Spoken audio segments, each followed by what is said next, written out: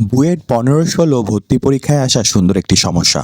ধরো একটি এম ভরের বস্তু আছে, বস্তুটিকে কেটে 2 ভাগে ভাগ করা হলো এবং নতুন বস্তুদ্বয়ের ভর হলো ছোট এম, বড় এম মাইনাস ছোট এম। প্রশ্নটি হলো বড় এম ডিভাইডেড বাই ছোট এম এর অনুপাত কত হলে মহাকর্ষ বল সর্বোচ্চ হবে। সমস্যাটি সমাধানের জন্য প্রথমেই ধরে নেই বস্তুদ্বয়ের দূরত্ব আর। মহাকর্ষের সূত্র প্রয়োগ করে পাই এফ সমান জি টাইমস ছোট হাতের এম টাইমস বড় হাতের এম মাইনাস ছোট হাতের M divided by R square. এখানে কেবলমাত্র ছোট হাতের এম টাইমস বড় হাতের এম মাইনাস ছোট হাতের এম এর সর্বোচ্চ মান বের করতে পারলেই উত্তর বের হয়ে যাবে। তাহলে চলো অন্তরীকরণ করে দেখি।